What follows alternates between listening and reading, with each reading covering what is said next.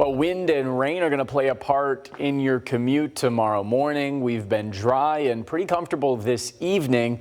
Quieter winds, clouds have thickened. It's now overcast skies. Still a little thin in the cloud level. You can see what is a mostly full moon peeking through, at least the light of it, or a faded outline. Otherwise, it's fairly quiet. The wind is starting to pick back up. You can see temps are still in the 50s in southwest Michigan.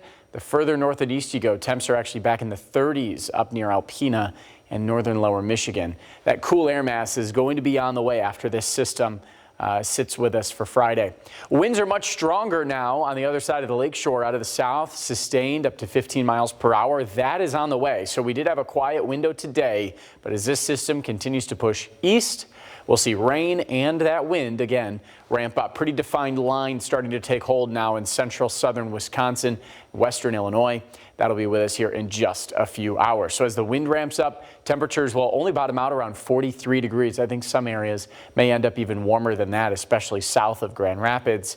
And again, the rain will be with us mostly until about 8 or 9 a.m.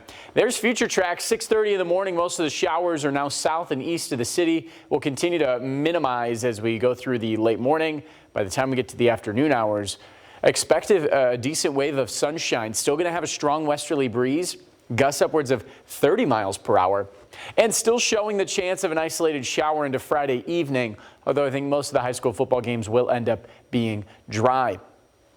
Into Saturday, a dry start, but a northeast wind starts to bring in cooler air, and you can see snow setting up, at least in terms of the precip type, to our north and west.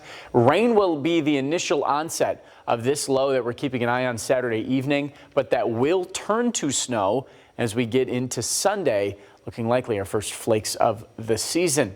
Rainfall totals through Friday have trended down slightly, still looking at that 1/10 to 1/4 inch of rain. I think a few areas are going to surpass 1/3 of an inch of rain, but this is a fast moving system. High temperatures tomorrow beyond the rain, mid-50s once again. Not a bad afternoon. Again, the only knock on the forecast after the morning rain is going to be that gusty wind. We'll have temperatures that'll push towards 60 down near the state line.